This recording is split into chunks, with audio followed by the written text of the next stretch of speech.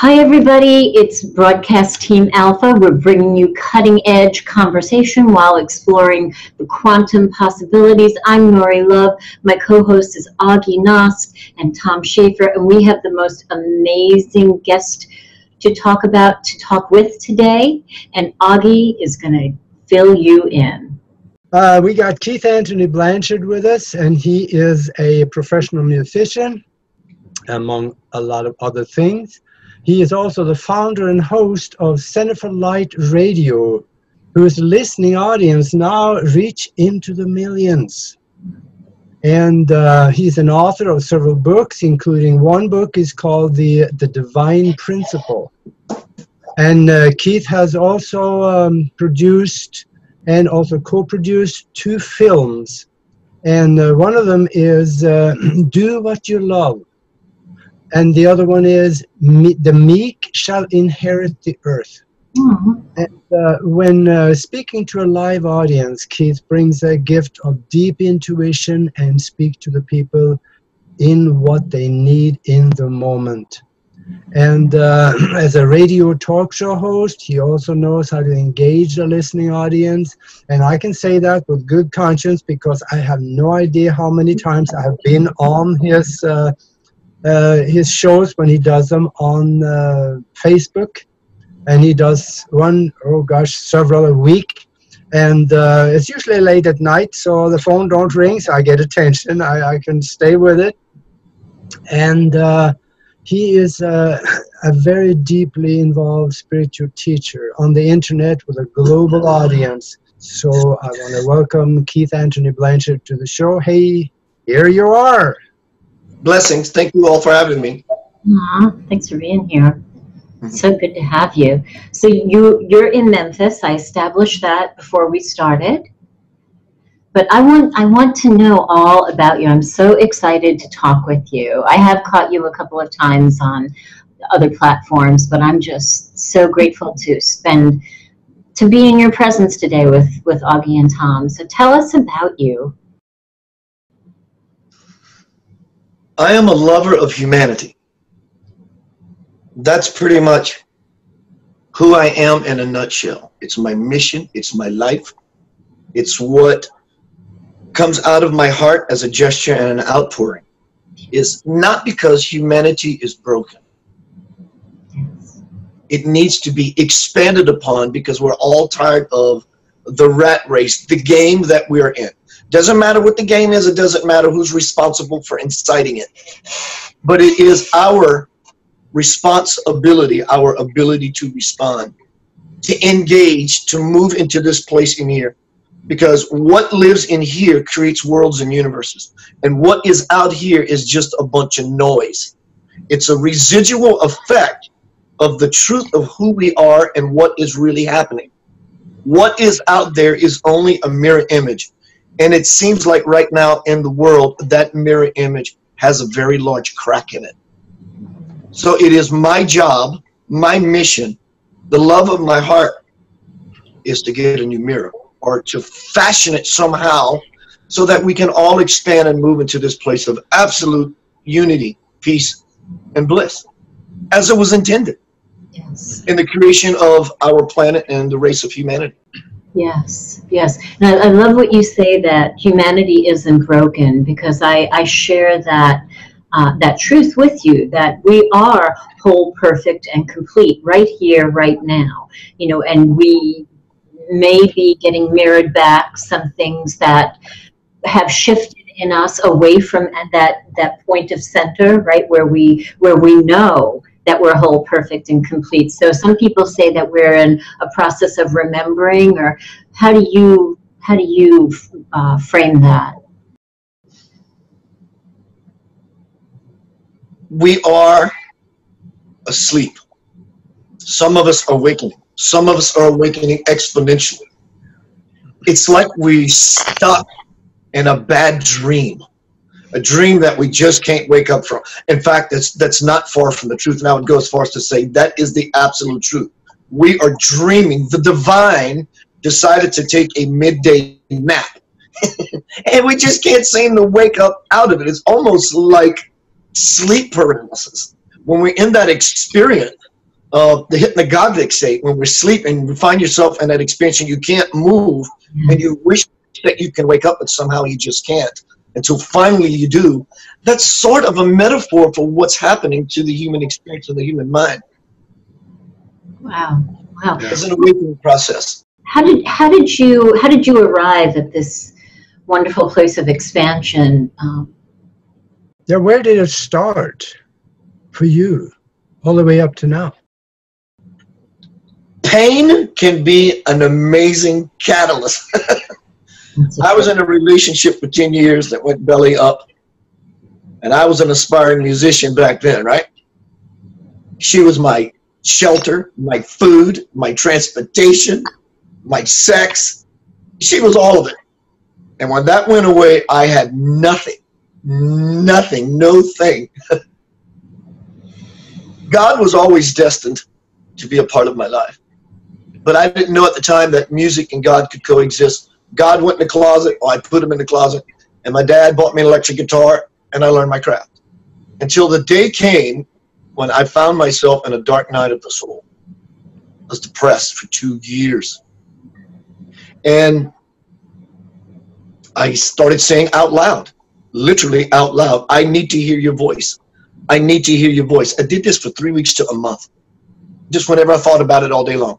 But I didn't have to do this for 3 weeks to a month to convince the absolute, well, I think he's serious now. Let me go down there and pay him a visit. There was so much passion and sincerity in my first asking. That door was cracked open. And one morning, after a night of playing music at the casino, I played 7 sets. I was just tired. I heard, good morning, Keith. It's time for you to wake up. I look around my house. There's nobody in the house. I'm just dreaming. Lay back in the bed with the intentions of falling back asleep, and the voice said, Keith, good morning. I asked you to wake up. I have chills right now, Keith. That's I sat up in bed knowing something was happening. And I was laid back on the bed gently, and my eyes closed, and I was standing in the presence of everything. It was the absolute. It was divine. People say, well, how do you know that it was divine? The evidence of my life is the proof. My life is the evidence. It was loving. It wanted nothing from me except one thing. To go sit on my sofa and press record on my tape recorder and let my mouth move. And I said, I don't know what to speak about. I said, Keith, Keith, Keith, just do this. It will happen. Press the recorder, close my eyes, and as I do now, it just comes out. It just pours out from my being effortlessly. It took me many, many years to establish this conscious connection. But it's merely simply a shift for me. Because when I play music, after about 4 or 5 songs and I get settled in and I'm ready to dig into my spirit and let spirit move through me and just express my craft, after about 4 or 5 songs, because I don't have to worry about the sound anymore because I'm also the sound engineer. I have an iPad in front of me. I control the entire band. But once I can relax, I literally take my shoes off. And it's a kind of an ongoing laughable moment from the people who watch my performances in Memphis, because I'm sure Keith's about to take his shoes off anytime now. And when I do, that is my way of connecting from head to earth.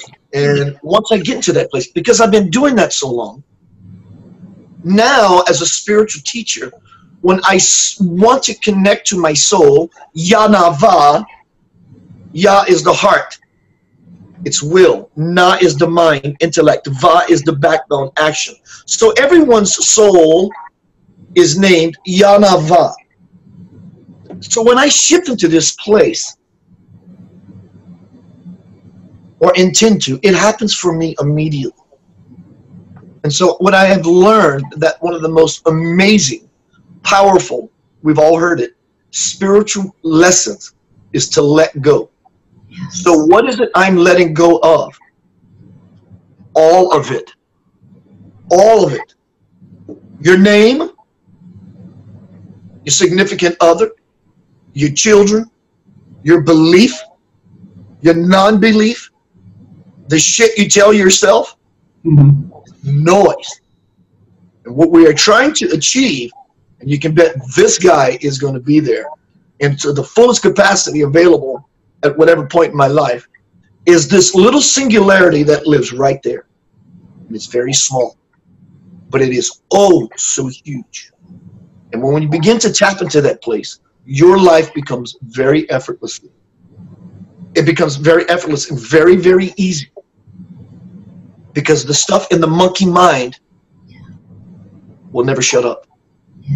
So what you do to move through the noise is you have to become the observer and pull your perception back and simply look at it. And through the light of awareness,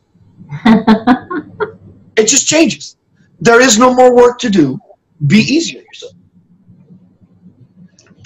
I knew a musician in Minneapolis many, many years ago, and he said, I channel music, he says. So I didn't really, that was back in the days when I wasn't all that much into understanding what channeling was, but he said that when I sit down, I play 1 or 2 songs. He says, from there on, I'm playing, but I don't know what I'm playing.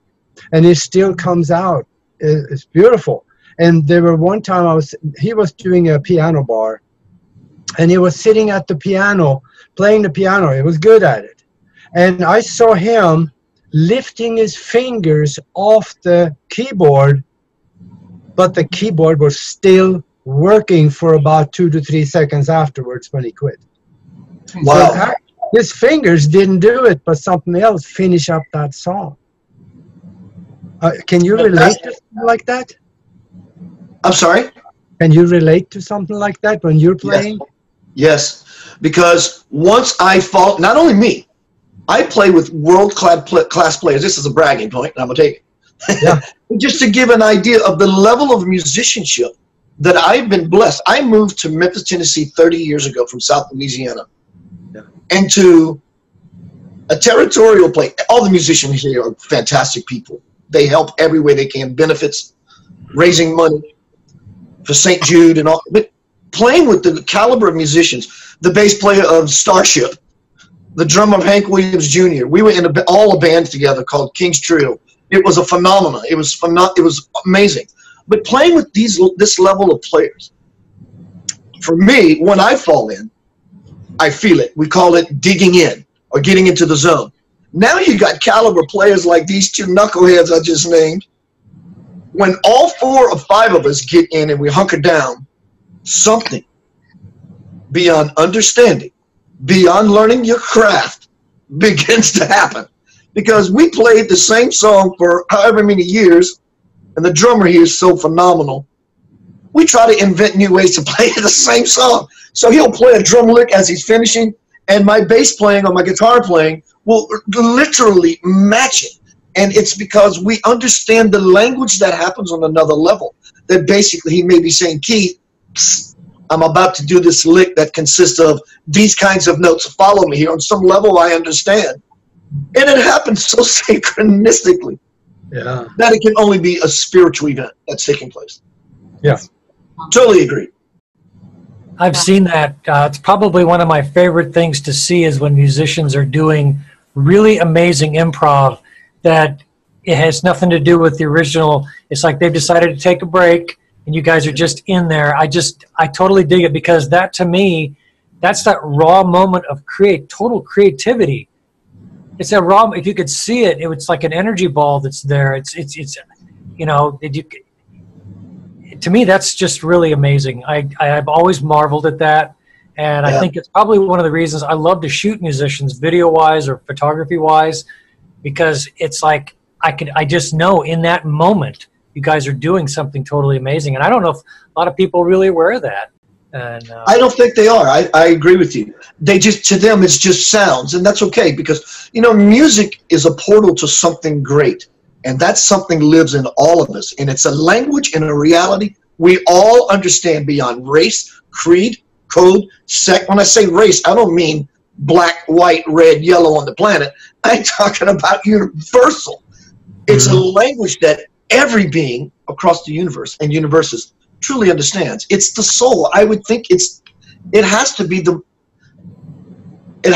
a product of the soul, because you hear a piece of music that literally moves you inside, your soul is becoming reverberated. It's found a match. Oh, I love it. Absolutely. And I can think of one time is really standing out to me, where I saw the Gypsy Kings, and I treated myself. I think it was for my birthday. I went by myself, but I had a front row seat, and I'm really enjoying it. And then part of my brain, my body felt it, and part of my brain wanted to say, "Oh, there it is," and I probably got "oh, there" said in my head, and then it was like a transcendent feeling, because it was that kind of synchronicity and vibration, but it was transcendent. I mean, I felt like I was no longer there. I felt like I was the music. Yeah. You probably felt what they were feeling and the space they were coming from as they were doing it. Yeah. You probably fit really nicely right in there, just like that. It was amazing.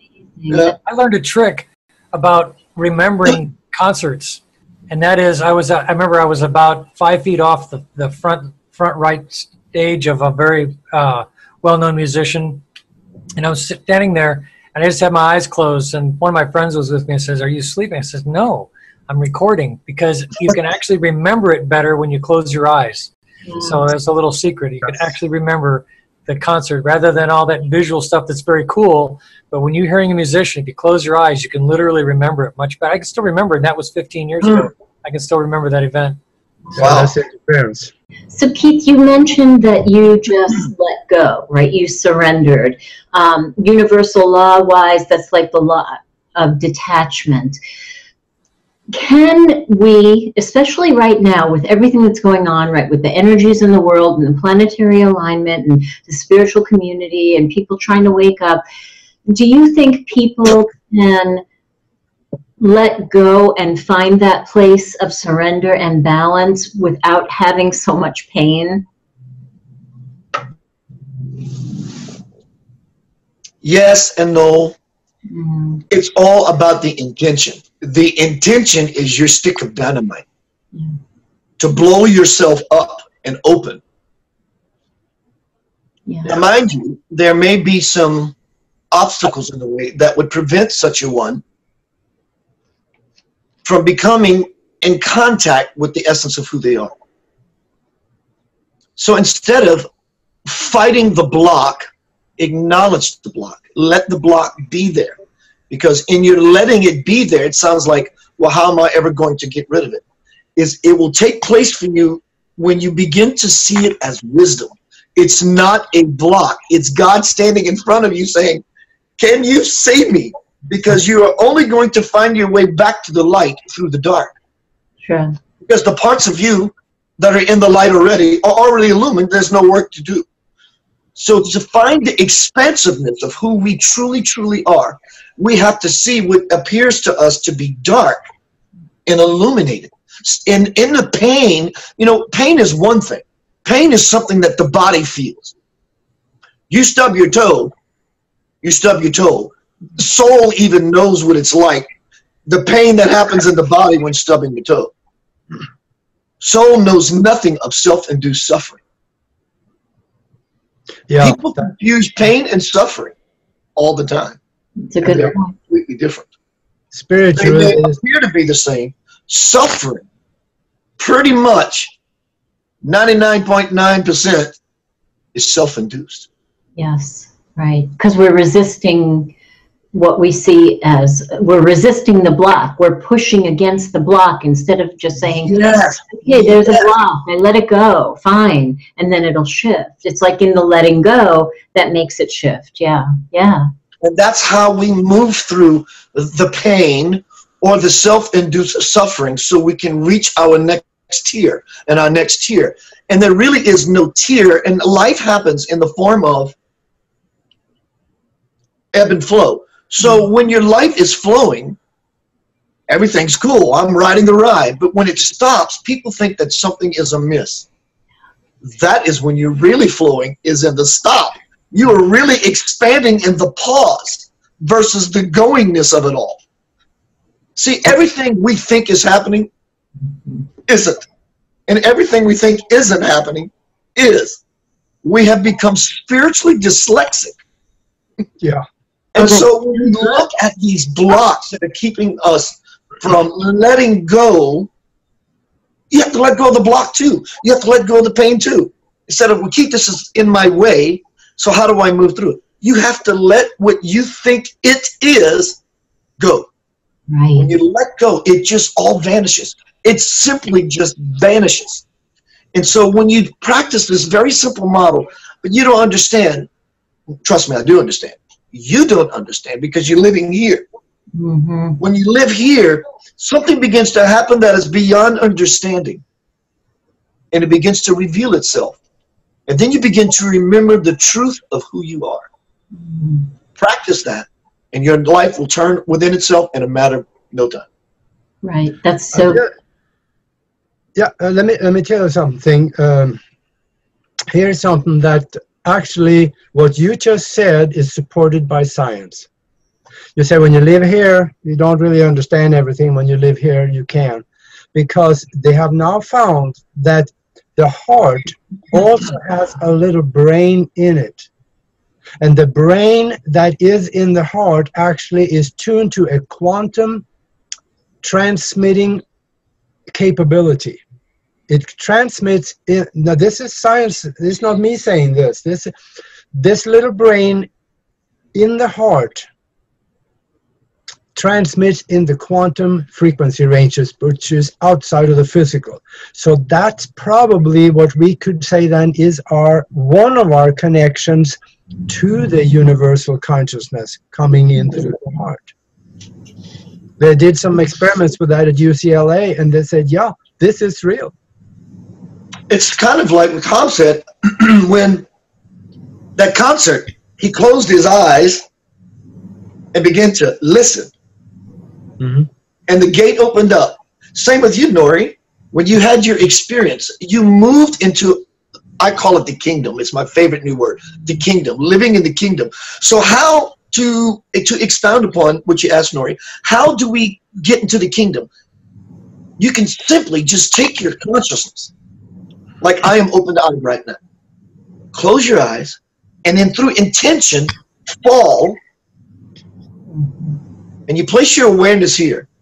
And you can truly begin to live your life with your consciousness, not in your head, because that's where we think it's at, where all the sensory objects are. You live from this space, it changes. the vision of the world changes. How you see things change. When you're lost, place your hand over your heart. Intention. Connect. Your words get really creamy and delicate and delicious and smooth, and things begin to flow. It's all about living in this place. This place, it's not a story, it's not a fairy tale. Jesus said the sacred heart. He called it the sacred heart because only those who choose to be chosen can ever dwell in the kingdom. Wow. That's pretty sacred shit. Mm-hmm. And then, really, really sacred stuff. Also, right for our Bible reading friends, both in Kings and in Psalms, it says the kingdom of heaven is within you. Yes. So you're there, right there in your kingdom. So, and when we have blissful moments in our life, joyful moments in our life, you are in the kingdom. We just need to stretch ourselves, expand ourselves to always be in that moment. So it's only one long now moment versus it being a now moment that I'm happy, and maybe tomorrow I'm a little happier. So when we begin to make our lives more fluid and be in the flow, it's kind of like when we are in the flow, we move towards our destiny as a feather on the breath of God. oh, that's beautiful. Yeah. Wow. We've been talking around this word, God. What is the soul, which is part of God? What would you have as a conception of the soul being? Phenomenal question. I think, in fact, I'm sure of it. I can allow soul to speak. Soul speaks now. Yanaba, it has begun. Tell you what I'm feeling in my body right now, other than a stargate that has opened up to the most amazing level of bliss that I feel all the time when I do this kind of posture. What's filling my being right now is an amazing emotional experience. It's bringing me to tears. Soul speaks. What I am is what you are, and together we are it. There is nothing else. For it is the place where we join to the absolute consciousness of all things. You can compare it to your hand. God would represent the entire hand from which all things extend. This would be you, Augie, Nori, Tom, Keith, your grandmother, your best friend, and so forth and so on. And you think you are individuals because you're too busy looking at the empty space between them. It's the grand illusion. You consider yourself an individual. But have you not noticed your individuality comes together at the knuckle?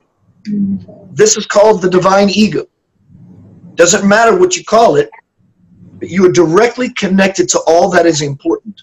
And what is most important for you, if spiritual expansion is your goal, to get to know yourself, get to know me, for I love you, I am soul. It is complete. Okay. Wow. So you don't call yourself a channel, or do you? I understand the word. It is the correct word, but it's been so perverted and bastardized. Yes. And it gives people the fundamental, erroneous Christian, I don't like it. I like the word vessel. And in fact, if I use any word at all, I would say vessel. Vessel. But when I connect to that place, simply, the universe opens up. For me, it truly opens up. Again, back to what you said, when you listening to music, you close your eyes, you can remember it longer. Think about the memory. We are not only connected to soul, we are soul right now having this dialogue. But to give us an idea of what soul really is and how it functions in our life,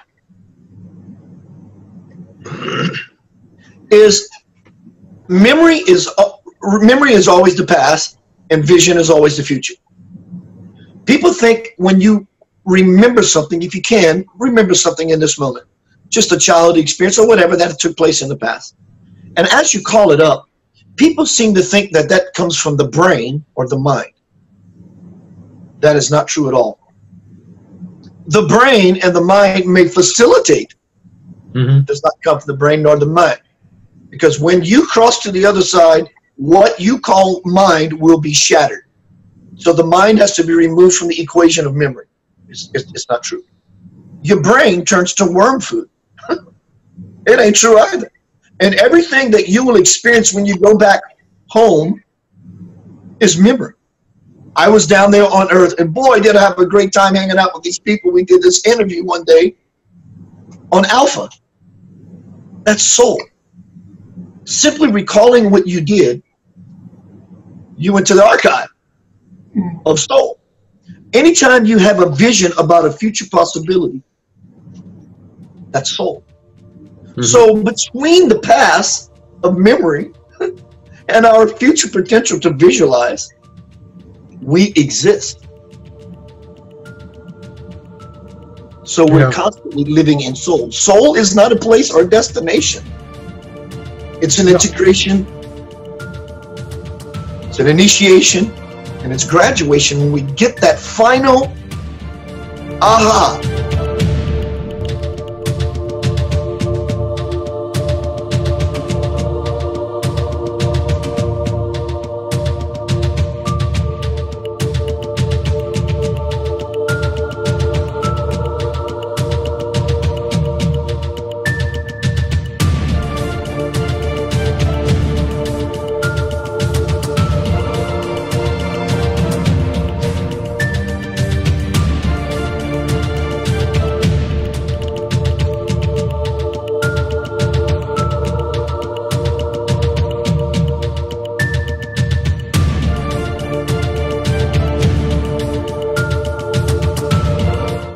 That is soul. It's just playing a game with itself. How do we go about connecting with that soul? Because in our daily life, we are so busy. For the last 2 days, I've been trying to get car insurance, which I finally got, and it consumed me. And, oh God, I hate those guys. But anyway, how do we connect with this soul in a simple way where we can, maybe through meditation or something? What is your way of doing it? We all know that feeling when you meet your future boyfriend or girlfriend and you just got the word they like you back. You went on a couple dates and you have a phone call or a message from your new relationship partner that y'all going to hang out tonight. That feeling that's present, that love affair, that I'm yearning for it. When you have that relationship, when you have that sort of intention, passion, and sincerity with yourself to connect to God, this is not a game. It's not a metaphor. I'm talking about connecting to Creator. When you have that kind of yearning, the door will open just like that. Simply, just like that. And using the word simply, it's always simple. It's never hard. If you're trying too hard, you are missing the point and you will never reach your mark. Never, ever, ever, ever. The way you can touch your soul is just simply ask yourself, am I trying too hard? Then obviously you are. When you quieten down and simply just sit, it doesn't require years and hours of meditation every day. It doesn't. Because you're never not connected to soul. It's impossible. It's also arrogant to think that you can exist without being connected to the source of all that is. So we are connected to soul. But now the question I think you're asking, Agi, is how do I or anyone get the benefits that you're having, Keith, by doing such a thing? When you're happy, simply you're living in soul. Go do something that makes you happy. Be happy. Change relationship if that's what you have to do.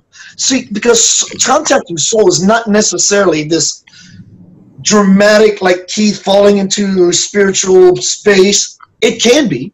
It works for me. But it's simply about living your life and being a happy, blissful individual. That is connecting to soul. That is the soul. That is the soul awakened and illumined.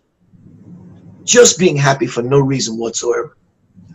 But the benefits I feel is through passion, sincerity, humility, and vulnerability. And connecting with soul or connecting with life, or wanting to manifest something beautiful that you feel that you deserve. Passion is the fire. It's the active. To roll up your sleeves and get your hands dirty and get in there and tinker with stuff kind of energy. Sincerity is the, I'm serious. I mean it with every fiber of my being. It's kind of like your grandmother's bosom, like your brand new born baby sister. It's pink. It's soft. It's fuzzy. It's the passive. Humility. Why would Jesus, whether Jesus is real or whoever's belief or not, why would he ever wash the feet of the one that supposedly rat him out? Thomas supposedly ratted Jesus out, but yet he washed his feet. Why would he do that? This son of a bitch is going to murder me. Because he understood that humility is a lightning rod. It's about genuflecting. Ask the Buddhist monks. They don't have bad back posture. They humble themselves because they know it's congruent and aligns them with the all. Vulnerability, if that light lives in all of us, when we truly become naked and expose our core, expose our light, that life force, that creative force begins to move about the world, and your world changes. by exposing the core of who you are, the soul, by letting your soul become when we become the embodiment of heaven on earth, because now the soul is conducting the event, the music of your life will shift from the blues to a beautiful love song. It's really not rocket science. We have learned so much. We have shut the door through difficulty. Yeah, and I see also the goal is just allowing things to be as they are, and that's it. I see that we're down at the bottom of the hour, so let's take a 3-minute break, and then we will be right back here talking with Keith. Okay, before we go, you just said 3 minutes, and it's 3:33 here. Just had to throw that in. Okay. I'm going to cut that in, so it's okay. We'll be back after the break, and then that's good. We're back.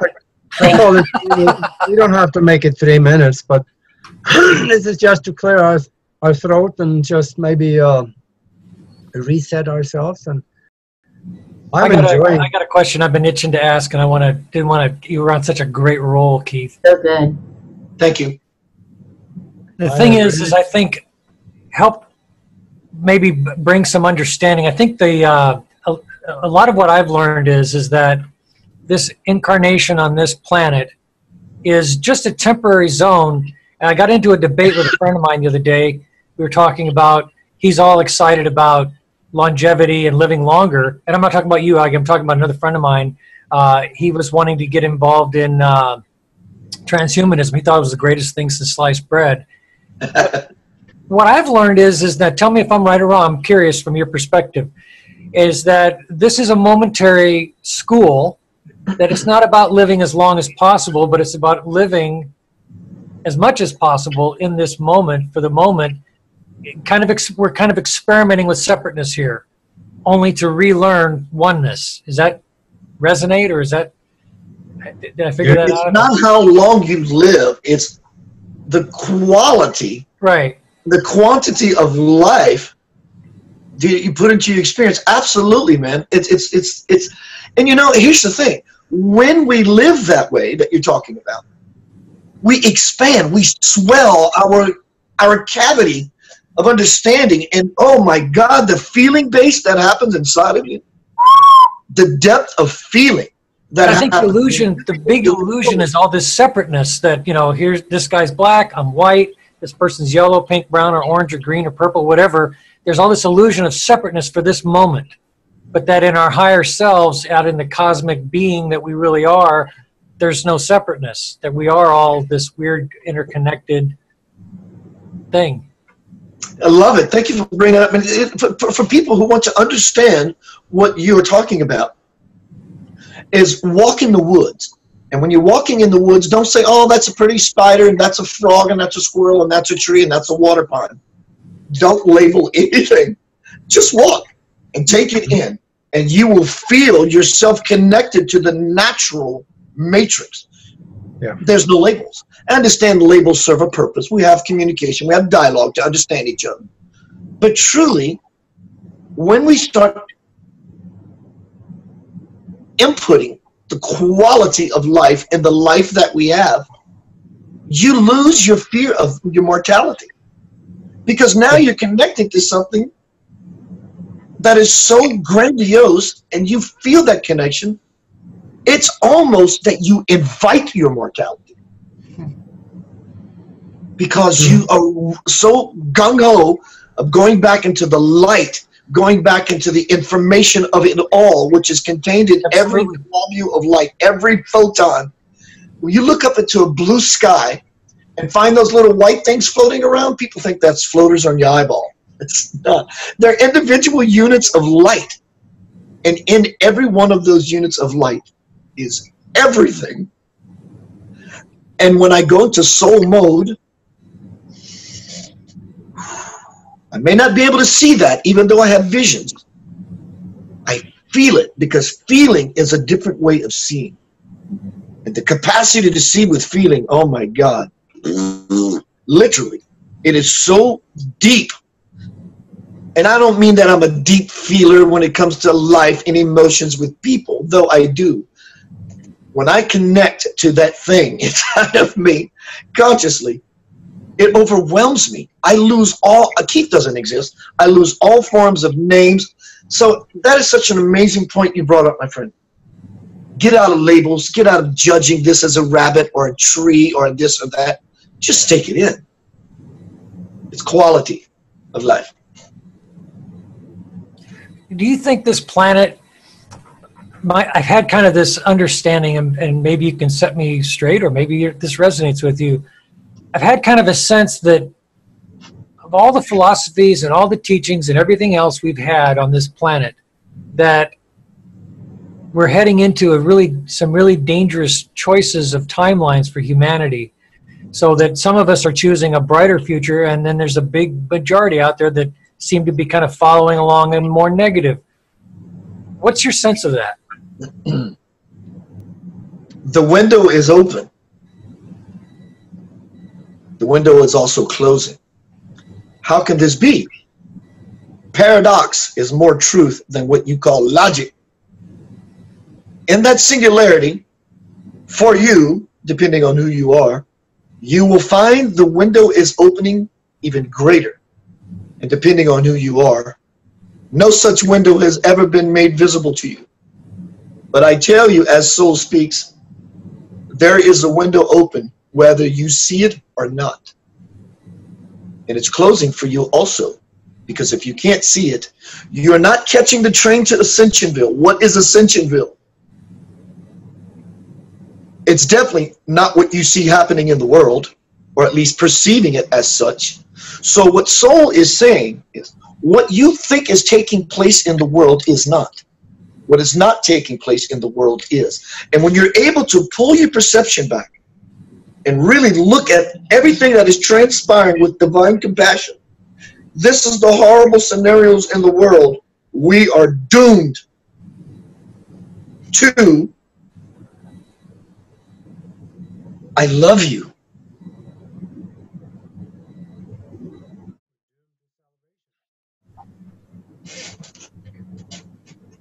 I simply just love you. That all the bad things in the world that happen no longer exist. They just simply don't exist anymore. This is how we shift. We can water the weed or water the plant. And if we water the weed of terrorism, racism, politics, right wing, left wing, it's just noise. So when we look at the world, remember that time when your significant other broke up with you, how bad it hurt? We can liken that to how bad the world hurts us. Kicks us in the groin, punches us in our solar plexus, punches us in the throat. Yes, it's human to feel that something is amiss and not right with the world. But it's also divine to see everything as beautiful, because when your boyfriend or girlfriend broke up with you all those years ago, it hurt. It hurt really bad. But in hindsight, all the wisdom that you have gleaned from it has put you into a space of absolute expansion. And so when we look at what's happening in the world, it's beautiful. It's unfolding. And there is no time constraint when everyone needs to make this happen for themselves. But yet again, as Soul speaks, the window is open. And all that is required of you is to open as well. And you will flow nicely through the threshold and into the kingdom, into the garden of which you have never left, ever left. But the only thing in your way is bereft, still sleeping. Wake up, dear. It's not hard. Simplicity is key. In fact, it's the only key. It's the only one that you need to hold to open the golden door. It's easy. I understand we look out into the world and we see what's called these school shootings, if that is the truth, or if there's another narrative. Everyone is learning. Those children in Africa or any third world country that's dying from no water, bad water, starvation. It's beautiful. is beautiful. Is it possible, which I'm absolutely sure it is, that those children who get sick and die crushes our spirit? It crushes us inside. It's obscene. It should not be happening. Is it possible that as master light workers, they came down to earth to show us compassion? Is it possible in their same time that they come down here to show us that same compassion, that they're also resolving their own karma? So what is taking place in the world, we will only find out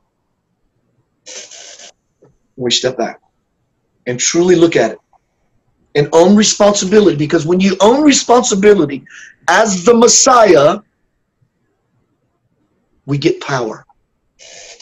Then we can make a difference.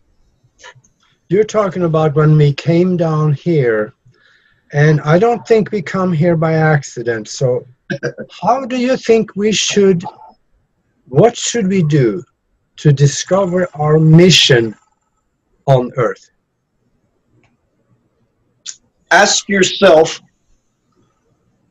what would I do every day because I love doing that thing or things?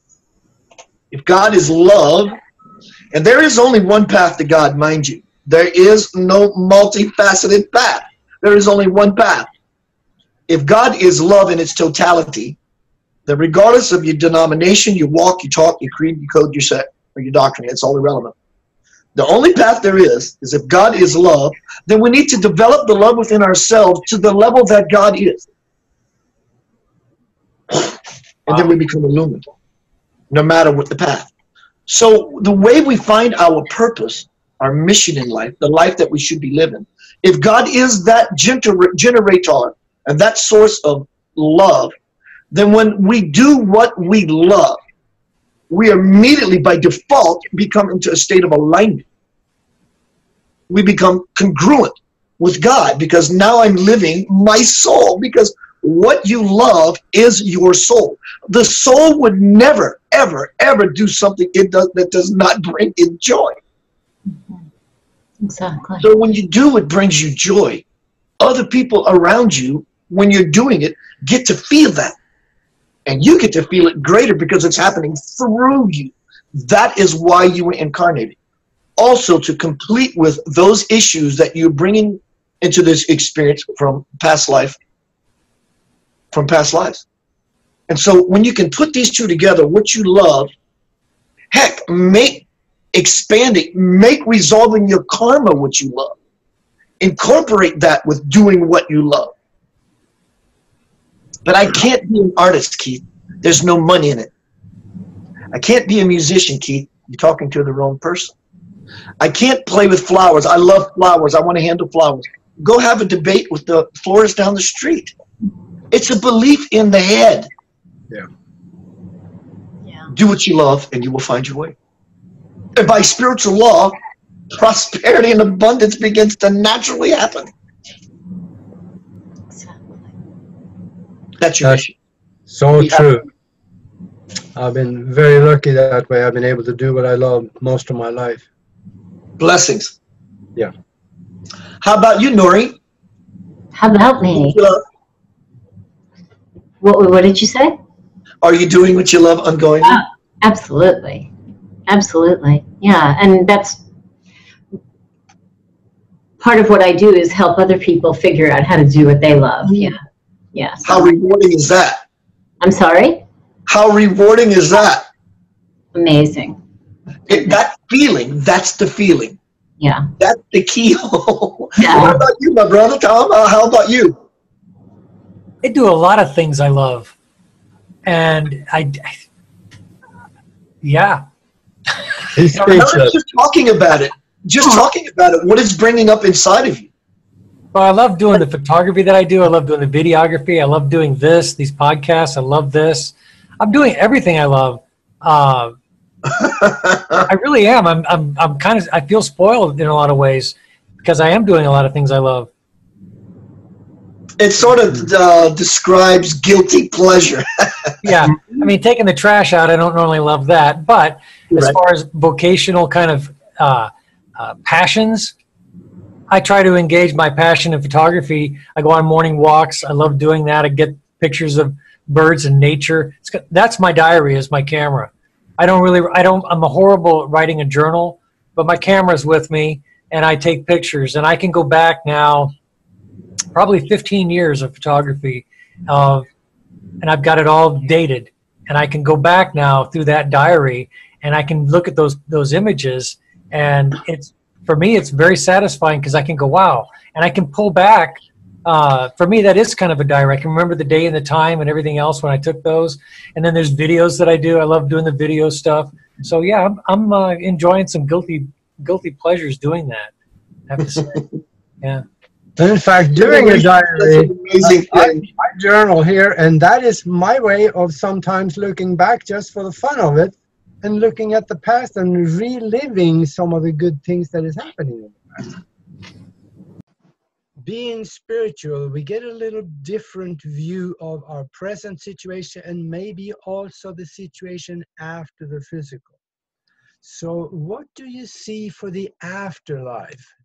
And how can maybe what we are doing here affect what is happening after we drop the body?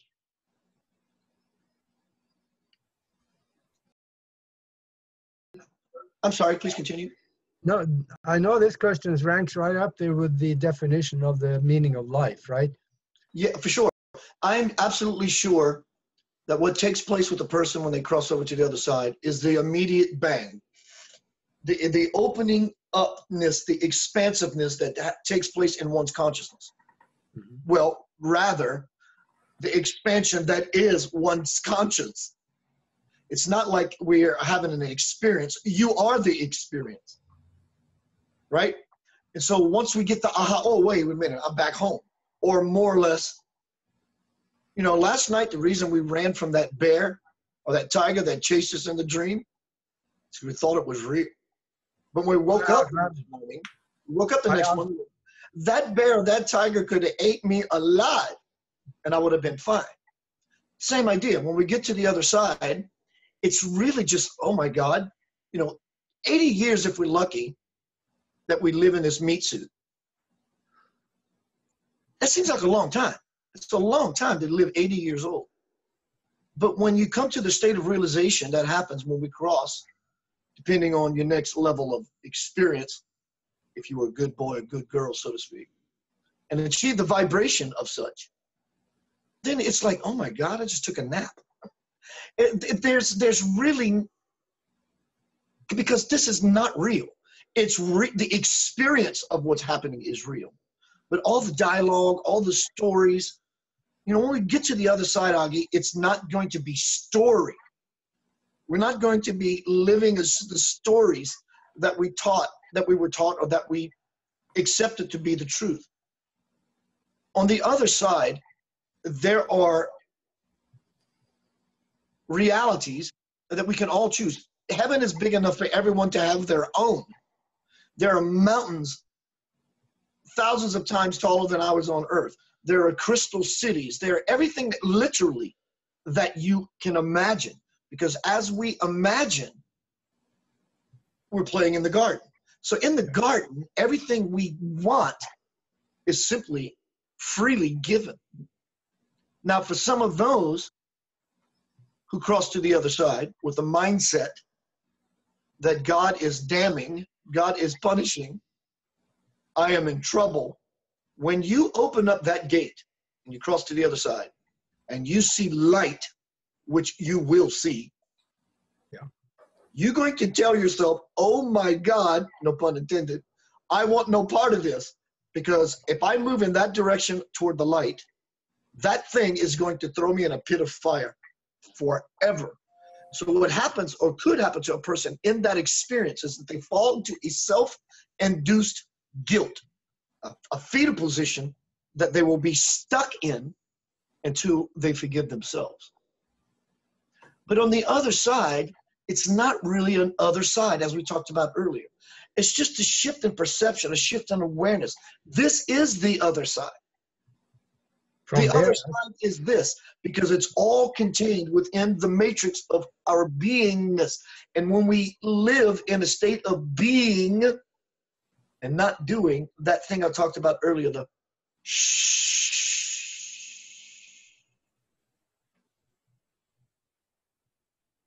yeah, of it all, that is the place. And that can happen now, it can happen then. But no matter what, heaven is your life gone right. Hell is your life gone wrong, no matter what plane of existence you live in.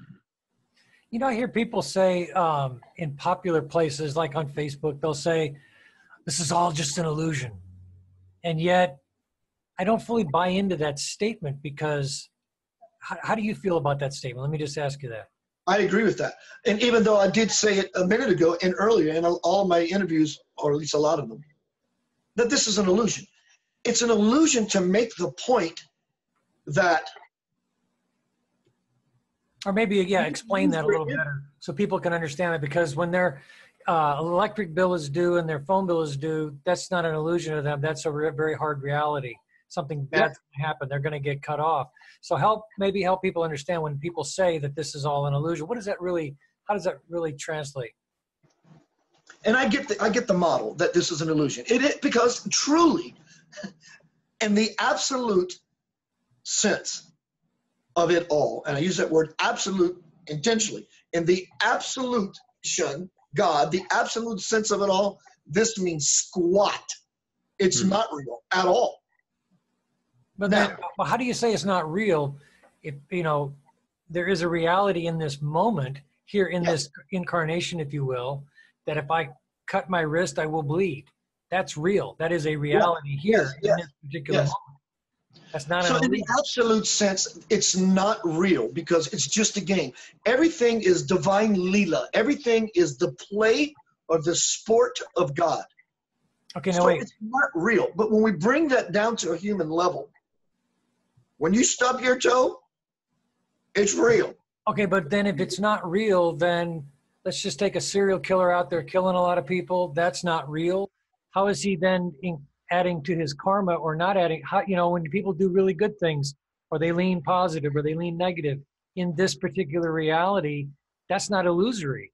Somebody died, somebody was shot, somebody was taken out of their life. How is that an illusion? That's what was brought up earlier when it was stated that what we think is happening isn't, and what we think isn't is. It doesn't mean that this reality is an illusion, but yet it does.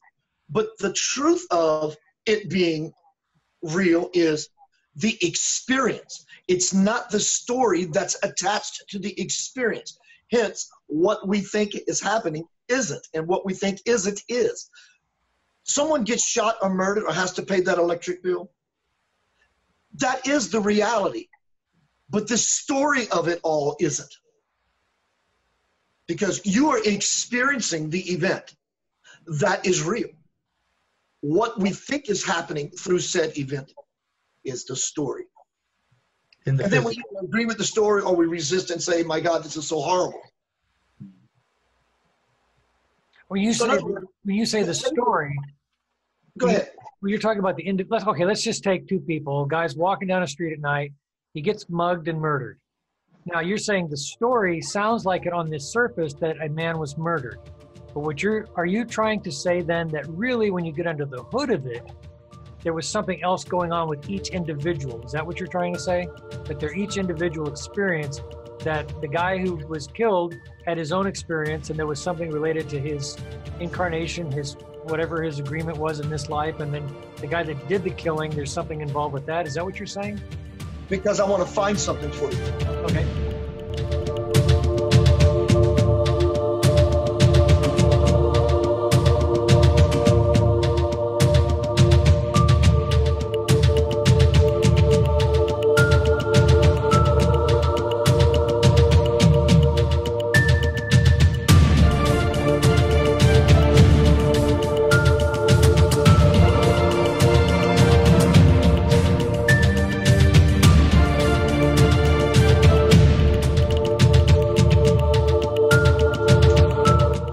heard this talk about, the when you get to the singularity that we're all, we are the perpetrator, the victim, the mother, the father, the brother, the son, all these different things all at once, happening all at once, So is that what you're talking about? That is, you just posed, man, you just opened up a can of worms. That is such a fantastic question. Really. And we can just play with the idea a little bit, but the fact that you want to go into the rabbit hole with this is really, really powerful, because it will shatter, no pun intended, the illusion of everybody calling this world a big illusion. That's what I'm trying to get to. Yeah, maybe we got to go down that just to explain it. Yes. And this is from my bestseller, The Divine Principle. God and I having a dialogue over a course of 8 years. Sort of like conversations with God, but I did not rip off Neil Donald Walsh, because my experience started happening before he came out with his first book. That being said, this is what God says about that question about the world being an illusion, or victimization, rather. Okay. What title of the book? What is that? The Divine Principle. Okay. Anchoring Heaven on Earth. Yeah. I'll send it to you. I'll send you an ebook, my brother. So we're talking about illusion, but we can also talk about illusion of this world / victimization, because it does include victimization. When you stub your toe, I am a victim of that piece of furniture. I am a victim of MLG and W, whose bill I have to pay. I am a victim of someone who robbed me.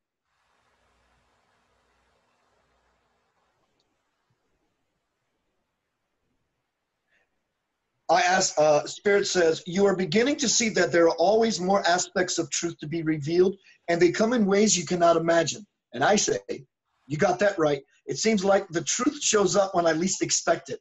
Why is it so elusive? To keep you out of systematic belief and in expansion mode. Okay, now I'm going to jump here. Excuse me, one moment. Here's the most important point. You can edit that out if you like. We're keeping it all.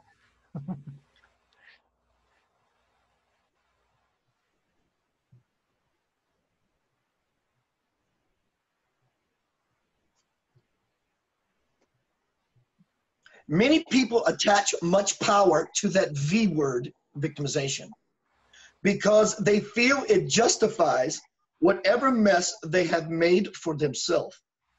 It has long been used to deny that they are the let me start that over. Many people attach power to that V word because they feel it justifies whatever mess that they make for themselves, victimization. It has long been used to deny what they are the weavers of their own life's tapestry. But the concept of victimization does not, cannot, and will never exist. As far as I am concerned, Spirit speaking, any such claims plunges lifelessly to the ground, just as the tainted ones did in the Great Fall. Here is some good advice.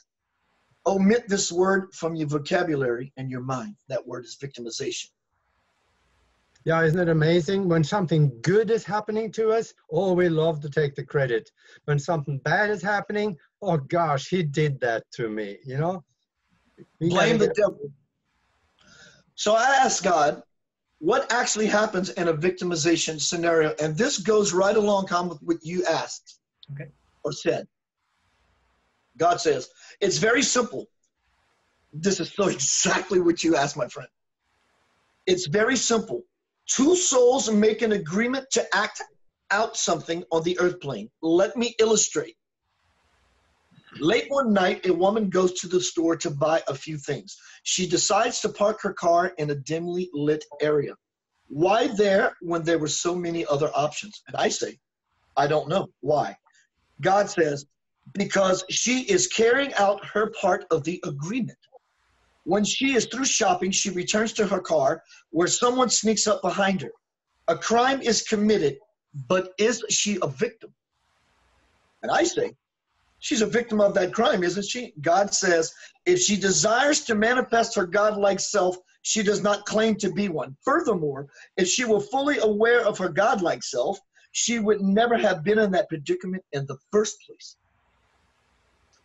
This event is her soul's effort to help her take responsibility for what happens to her while she resides on the earth. Follow me here, okay? And I say, okay. How many souls are there by her car? I say 2. God says, the fact that both their bodies arrived at the moment they did shows that these 2 souls were only keeping their agreement. So in truth, there was no perpetrator, no victim, ergo, no crime. Just the lesson. So the experience is what is real. It's not the story that is attached to it. Because the woman who gets assaulted or even murdered, God forbid, when she gets to the other place, she doesn't see, oh my God, I was murdered. She sees the completion of something that she brought forth somewhere in her past experience. It could be a past life where she was the actual one that killed her. Very well could be a belief that she's been carrying with her all of her life since she was a young child about how the world is. I have to be careful. Someone is always out to get me. I'm always getting screwed over. A lot of women who get raped have been living with the mindset, the world is out to F me. I always get screwed over. Everyone always takes advantage of me.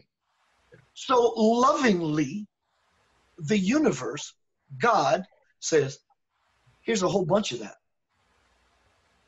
Yep. I am unconditional. I accept you. I love you. All my wishes, all your wishes are granted.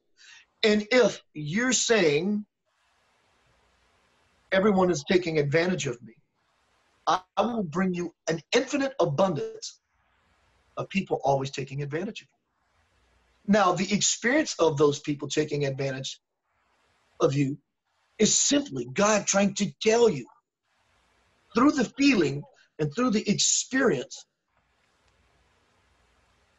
what's been with you the whole time, those horrible feelings inside. So what is real, to close this segment off or continue with another, whatever, as you wish. Yes, it's real, stubbing your toe. It hurts. Little children getting sick and die, it hurts. But there's always a diamond in that peanut butter jar. When we clean off the diamond, it's still a diamond. In that way, this world is an illusion. But that diamond is still in the peanut butter jar, which is the reality. So it's not the victimization. It's the lesson. That's really what's real, is the feeling and the experience. Everything else is just a hot-winded story. So conversely, in a positive thought process, you should bring abundance and you'll bring positive experiences to your life. And yes, and also when we remove ourselves from again, and I use the word on purpose, the illusion of what is positive and what is negative, something else begins to happen. It's happening to me right now.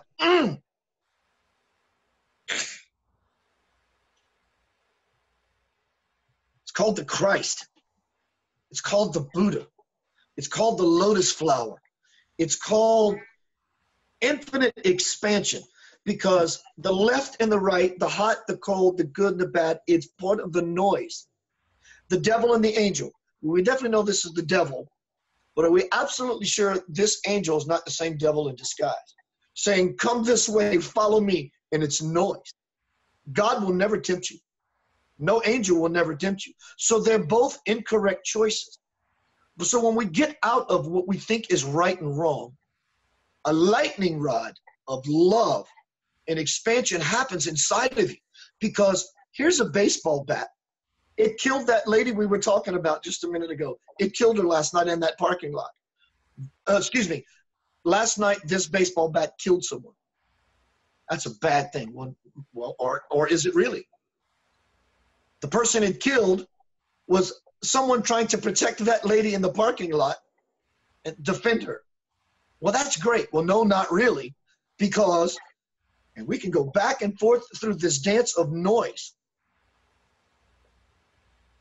When we get out of all that, there is a third component that begins to rise, like the phoenix within us. So positive and negative, I understand the term, and we need those terms. In other words, we have a dialogue. We need to talk, and we use certain models and ideas to convey telepathy through written word or spoken word. But in that telepathy, if we didn't need the written word as me speaking to you, or as we speak to others, or to write a simple text or a message to someone, if we were joined in telepathy, none of that would be real. We would just have thought images, and it conveys the whole story or the message you're trying to impart to someone. So right, wrong, good and bad, positivity and negativity, this is just part of the dual wheel that's just turning. And I'm definitely trying to have this wheel throw me off. I don't want to ride this ride anymore. Yeah. In the past, I used to joke about something when I saw people that was behaving very badly here in the physical with us. Like, let's say Adolf Hitler. Well, I always used to joke, said, well, there's got to be a place in hell for him, kind of like next to the furnace, you know. But it isn't that way, because I also know another guy that used to be a sniper for the army of the United States Army. And he said, I killed several people. And he said, I had no emotion about it. He wasn't particularly a religious guy. But he was killed he had a lightning strike hit him. But he was brought back to life. He came back after he was killed and was gone for almost a half hour. And he said, it was wonderful on the other side. I said, I had no repercussions whatsoever of what I did in the physical. So there you go. We can be used. In fact, we all are, whether we know it or not. We are pawns. Mm-hmm. Not like God is hovering over this chessboard. And for me, God, creator, whatever you want to call it, threw the switch. In fact, he never threw the switch. This has never started, nor will this ever end, ever. That would be part of the illusion. Yeah. But the reality, if you can, God bless you if you can, and teach me how, please. If you can grasp forever, and it doesn't mean now to a future event. We're talking you as the singularity, the nucleus, and it expands itself 360 degrees to infinity. So there is the God part that moves chess pieces around. But there's the other part of God that doesn't do anything. It sits back. The part of God that does the moving about is called spiritual law, cosmic law. You can never defy that law. You can try. You can break rules. You can't break law. What we have on earth is not law. You break the rule, you go to jail. You cannot break law. And that law has an intelligence that says, I'm going to put you two people together in that parking lot to have this event unfold. It moves things around, constantly updating and ever expanding. It's updating itself constantly. On every civilization, every planet, everywhere, on every level of reality, every molecule, every atom is moving around at God's speed. So God is not like on purpose monkeying with people's lives. There is an intelligence that is orchestrating everything and brings everything together through unity. It's always, the agenda is always unity. It's always unity, with the intentions of unifying you with the highest version of yourself, even through those horrible events that happen in life. So the intention is always to line you up. And when we begin to see that place of simply that there are no bad things, there are no bad people. And like you talked about Hitler, it doesn't mean the consciousness or the personality of Hitler has a lot of catching up to do and a serious ass whipping coming karmically. Yeah. Because the universe placed this in our experience. In fact, when people talk about reincarnation, boy, Hitler's going to get his. He's such an iconic figure for that demonstration. He has a very valuable role. When we go to a play and we watch the heroes and the villains, at the end of the play, everyone bows in frivolity. No one is in trouble. Yeah. No one is in trouble. But the completion of that karma will find you. Time does not forget. But totally agreed. I absolutely believe that many of these people, like your soldier friend, said, you know, I killed many people and I saw the light. Yeah. He could have been used, obviously, as a pawn.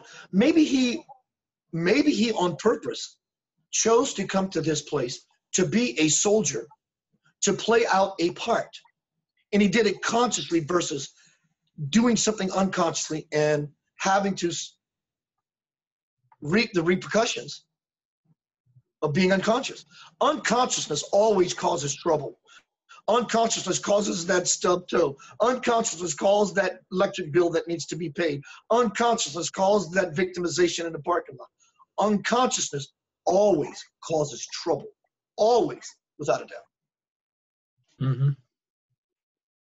I think maybe that soldier maybe came here for the purpose of engaging within the contract with the universal law, because there were other people that needed to have their experience terminated to go back to source again and have their experience reevaluated so they could start over again. And he was there to help them go about cashing in their contract.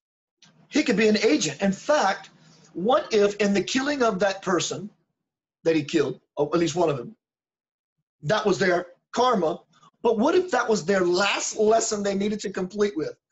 And he was an agent of the light with a rifle and killed this person, and when they crossed to the other side, there's no more incarnating. In other words, I'm taking you out because your lesson is done. Come back home and stay this time. But what about people that want to use that? Like, what's that? What about people that want to use that as kind of a license? I'm just a light worker. I'm just helping people get off the planet. You know, what if there's a bad karma associated with that, I would think, right? It's all intention. Yeah, the universal language is intention. It's not interested in the utterances that come out of your mouth. Right. It's what you are. And if you try to pull, you just can't break the law. You can't pull a fast one on the system. And, you know, I had a friend of mine, amazing psychic, and he committed suicide. But he committed suicide not because my life is so horrible. He said, I'm done. I'm just done. This is just shit. I'm done with this. But he told me some years ago when we were cleaning out a house of bad energy, bad entities, he and I were talking. He says, I couldn't see it, but he could see it. He says, Keith, come over here. I want you to experience what's insured. So I'm sitting on the sofa, and he's sitting on the other side of the sofa. And he invites the entity in the house to come sit next to us. He says, come over here and sit next to me. And he can see it. And he asked the energy, he goes, I want Keith to understand something. This is many years ago when I was learning.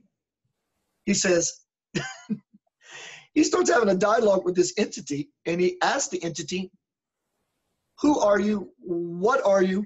Who do you work for? He says, I am an agent of God. And of course, my eyes went, what? He says, I'm an agent of God. He says, those who do not choose to find the light of their own accord, it's our mission to scare them back there. I was flabbergasted. Wow. It made absolute sense to me. Yeah. They may not be fully aware that they are being commissioned or agents of God, but they may have an understanding of their own, of themselves that, you know, again, it goes back to being conscious. You got beings on every level, the physical level, on every dimension, that are conscious and some that are not conscious. And it's the unconsciousness that causes the repercussion. And it's the consciousness that gives us the license, the awareness to say, you know, I can move about the world freely without backlash, karmic backlash.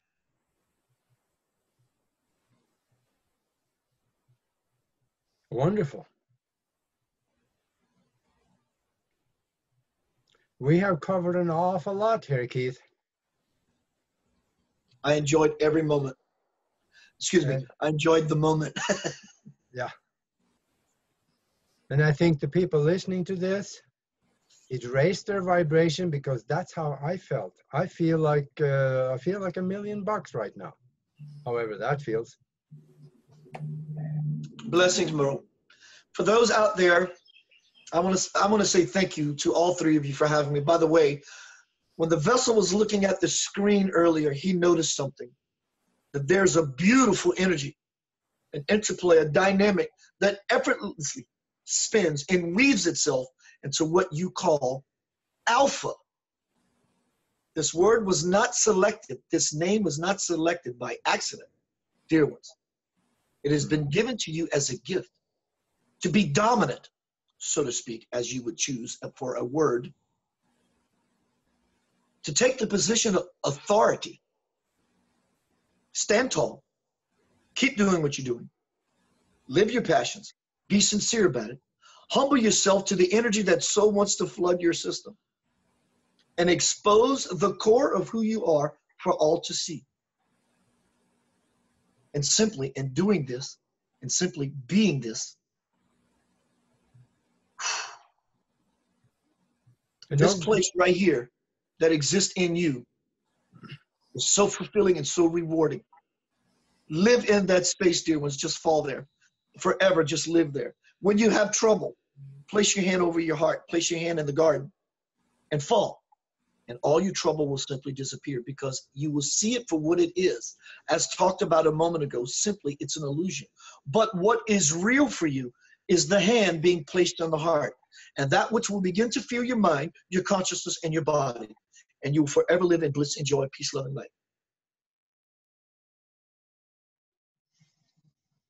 Thank you, Keith. I also want to hear a little more about your book, and how can people get in touch with you, and tell us a little bit about the shows that you're doing on Facebook and so on, because I want to see a lot more people.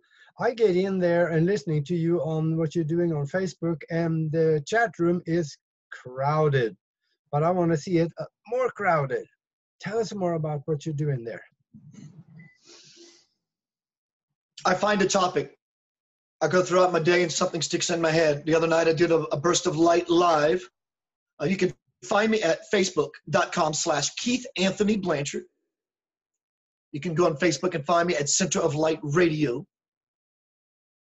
But when I do these live feeds, I find a topic. The other night I was playing music on Beale Street, just playing my guitar. And I heard coming to my consciousness, knocking on heaven's door. And there was another one, and it fleets me for the moment. And so I just used that. I didn't make any notes. I didn't prepare for it. The people that show up, I just let it happen. And it just happens. And it becomes this beautifully created, woven song. And it fills my heart to see people ask questions, because their intention is to heal and to expand. And the things that move, the energies that move through my body, when I am in facilitating mode, I crave it. I am addicted to it. I am addicted to that feeling that is present in all of us. But I just got really good at it because I wanted it. So these live feeds, they're called bursts of light. And I do them a couple of 3 times a week. You can find that at facebook.com, Keith Anthony Blanchard. The Divine Principle, my bestseller. You can find it at keithanthonyblanchard.com or centeroflightradio.com. Also, my last book, For the Love of God, A Spiritual Journey, about my experience in India with this divine man behind me, God, in the form of a human being, fully illumined. Long story short, I was dreaming about him for quite a while. Came to me in a sleep experience, brought me conscious. Standing across the river, he starts to talk to me telepathically, says, come see me in India. And I say, I would love to, I just don't know how to do it. I've never done such a thing. Where will I get the money? He says, Keith, put this aside. I got your ticket. I woke up the next morning going, oh my God, I was visited last night. Is this real, or is this just a metaphor for something else? I said, I'm just going to let it go. I swear to you on the life of my child. 2 or 3 weeks later, I get a phone call from a lady I've never met. Hi, Keith. My name is Debbie Jabor. I said, hi, Debbie. What can I do for you, dear? She says, Keith, we have a mutual friend, and word got to me that you want to go to India to see a holy man. Keith, I'm a flight attendant. My companion passes for the year are about to expire, and I would not like that to happen, knowing you want to go to India to see your holy man. Can I give you a first-class round-trip ticket? So I brought a tape recorder, the same tape recorder I used when I wrote the Divine Principle with me. And I logged and journaled everything I experienced within 2 weeks, experiencing the magic and the divine power of this little 5'1" man, turning his hand, I don't have it, to create ash at will, changing the weather at will. Stories people will not believe that has happened as I tell them these things did occur. That's what that book is about. So you can find that at keithanthonyblanchard.com and or centeroflightradio.com. If you want to connect with me in a way so I can become a sounding board for you, be it something you want to experience in your life, something that's awesome, or something you want to move through a block, at keithblanchard.com or centeroflightradio.com, there's a Ferrari at the bottom. Click on it. It will take you to my RPM program. You get one-on-one time with me. RPM, recognize. When we recognize what in the heck is actually going on, then when we begin to plug into it, then we begin to manifest it. Recognize, plug in, and manifest your life, RPM. You can contact me there, and I would love to work with you. It is my absolute joy. And thank y'all for having me. Wonderful. Absolutely, Keith. We're coming up on a hard break here. Our session's going to get forced out here. So thank you so much. This has been amazing. Got to have you back. I'd love to also know that you don't ever have to ask permission again. In fact, you didn't, but you don't have to ask permission. My wall is yours. Just use it. Don't think about it. Don't think you're overdoing it. Just use it. Thank you, sir. Thank you very much for being here with us. This Absolutely. was wonderful. You both are beautiful, and I love you. It's simple. Wherever there's an unconsciousness in your life, wherever you feel things are grim, dim, and dark, by the awareness of light, it changes. Just become aware. There's no work to do.